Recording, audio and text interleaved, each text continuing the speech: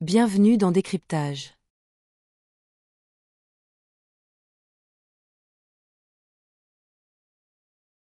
Le cheval numéro 1, Girenzo. Sa dernière performance au Croisé-la-Roche est ordinaire. Non seulement il n'était pas au mieux de sa condition physique, mais il était également ferré. Samedi, il sera pieds nus. Il a bien travaillé en vue de cet engagement. Il se plaît sur les pistes plates. Il ne devrait pas être ridicule et j'en attends une bonne place.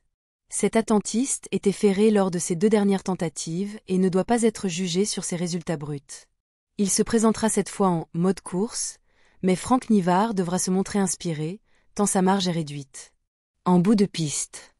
Le cheval numéro 2, Jardin d'érable, a connu des fortunes diverses cette année.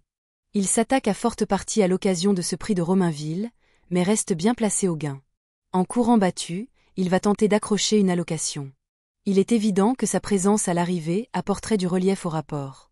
Ce représentant d'Albert Baumann a montré ses limites depuis un moment et semble nettement barré pour les premières places. Malgré la drive de Franck Ouvry, il aura sans doute du mal à tirer son épingle du jeu. Le cheval numéro 3, Jamais. Je découvrais Jamais la dernière fois à Vire. Il a bien terminé après avoir attendu. Il m'a laissé une impression plutôt favorable. C'est un gentil cheval qui ne manque pas de moyens.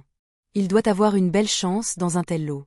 Se protéger d'Éric Bondeau, c'est finir ses courses et vient de laisser une impression très favorable à Vire, 3e. Il n'a jamais déçu sur ce parcours en 2 essais, et retrouvera Éric Raffin, qu'il avait mené au succès au mois de février. Première chance. Le cheval numéro 4, Yannick Dervan. Son dernier déplacement à Caen lui a permis de renouer avec la victoire. Il revient à son meilleur niveau. J'ai finalement opté pour cet engagement de samedi, à Enghien car mon pensionnaire s'élancera au même échelon que ses adversaires.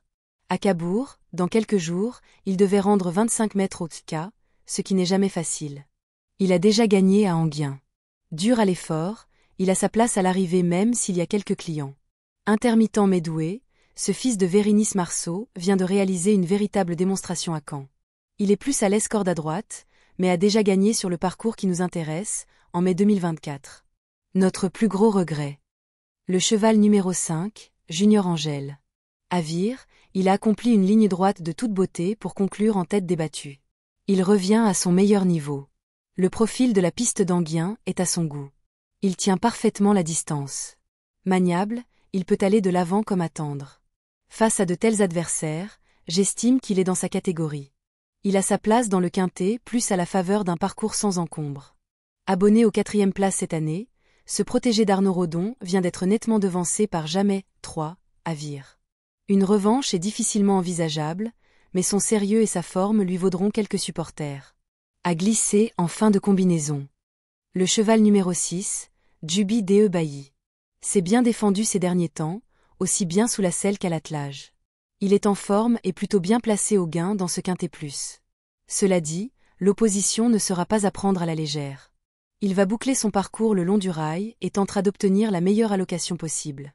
Une chose est sûre, il va donner son maximum. Certes, il est le plus expérimenté du lot avec 65 courses au compteur, mais il est aussi le seul à n'avoir jamais gagné. Il a montré sa forme dans des courses à réclamer, mais semble nettement barré par les principaux favoris. Simple Outsider. Le cheval numéro 7, Juste d'Acadie. Le dernier coup à Laval, a très bien tenu sa partie dans une course rythmée. Il a bien encaissé cette sortie. La piste d'Enghien n'est pas faite pour lui déplaire. L'opposition est dans ses cordes. Si tout se passe bien, il devrait confirmer ses bonnes dispositions actuelles. Ce Hongre n'est pas à l'abri d'une incartade, mais évolue dans sa catégorie. Il se présentera dans sa meilleure configuration de ferrure, mais son bilan à Enghien est plutôt modeste, un seul podium en 6 sorties. Du pour et du contre. Le cheval numéro 8, Jas d'Ourville, n'a pas convaincu cette année. Néanmoins, ses tentatives lui ont fait beaucoup de bien. Il trouve ici des conditions de course favorables. D'ailleurs, son entourage a choisi de le déférer. Il va certainement montrer un tout autre visage, mais avant le coup, il ne peut être rangé que parmi les chances secondaires. Après 11 mois d'absence, il n'a absolument rien montré lors de ses 3 parcours de remise en route, cédant à chaque fois de bonne heure. Il se présentera déféré cette fois, mais il est possible que ce paramètre ne soit pas suffisant pour inverser la tendance. De sérieux doutes. Le cheval numéro 9, J.O.B. du Persil. n'a pas démérité la dernière fois à Vincennes. Il s'est bien relancé pour finir après avoir accusé le coup, comme à son habitude, dans le haut de la montée. Lors de sa sortie précédente, il a tapé dans le sulky du concurrent qui le précédait. Selon Éric Raffin, il aurait disputé l'arrivée sans cet incident. Physiquement, il est très bien. Le profil de la piste d'Anguien correspond bien à ses aptitudes. Il est probablement barré pour les premières places, mais il n'est pas hors d'affaire pour se classer 5e voire 4e. Malchanceux à la sortie du tournant final le 7 juin à Vincennes, alors qu'il avait des ressources, ce fils de Timoko vaut mieux que ne l'indique sa musique récente. Il n'a plus gagné depuis mars 2024 et manque cruellement de marge, mais le profil d'Anguien lui plaît. En rasant les murs, il peut accrocher une place. Le cheval numéro 10, Jardiland. Au Mont-Saint-Michel, dans une course pour apprentis, a fourni une belle fin de course. Il est en bonne condition. Samedi, il fait face à un engagement favorable. Il a déjà réussi à Anguien. Sans incident, il a sa place à l'arrivée.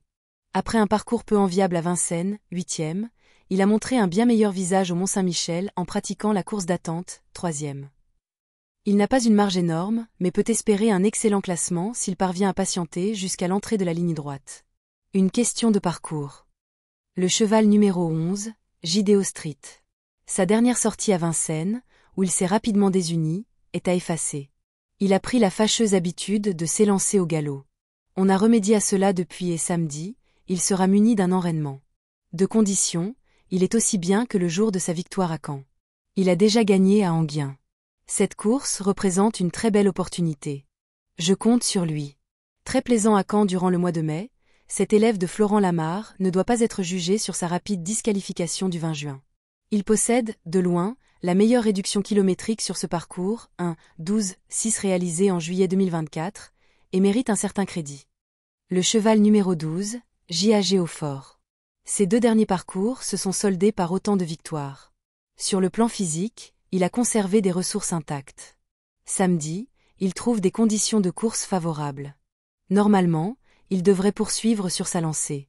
Je le préfère à Jardiland le numéro 10, mais les 2 chevaux ont leur place dans le Quintet Plus. Après un début d'année chaotique, il a retrouvé la bonne carburation, en attestent ses 2 derniers succès. Il est probablement un peu plus à l'aise sur les tracés réduits, mais il peut performer sur une telle distance avec un parcours caché. Il a les moyens de gagner, sur une pointe. Le cheval numéro 13, Jacob Ludois, a bien gagné à Vichy le 25 juin, comme il avait fait au début du mois à Nantes. Entre ces 2 courses, il avait échoué à Laval, mais il devait être dans un jour sans. Samedi, l'engagement est favorable. S'il fait sa valeur, il va disputer l'arrivée. Impérial fin juin à Vichy, face aux 5 ans, ce fils de prodigieux rattrape le temps perdu après une longue interruption de carrière. Il a gagné lors de son seul essai sur ce parcours et découvre ici un engagement très favorable. Bref, il a tout pour plaire. Le cheval numéro 14, Jack des Malborough, n'est pas facile à saisir. Dans un bon jour, un exploit de sa part n'est pas à exclure. Il trouve un engagement idéal au plafond des gains. Le changement de main peut également lui être bénéfique. Une nouvelle fois, sa sagesse sera déterminante. Se protéger de Grégory Torel n'est pas de tous les jours mais reste capable de coups d'éclat, en atteste son succès du 15 mars dernier à Lisieux. Il découvre un engagement idéal au plafond des gains, mais ses 3 essais à Anguien, attelés et montées confondus, se sont soldés par des échecs. Le retenir ou non est une affaire d'impression.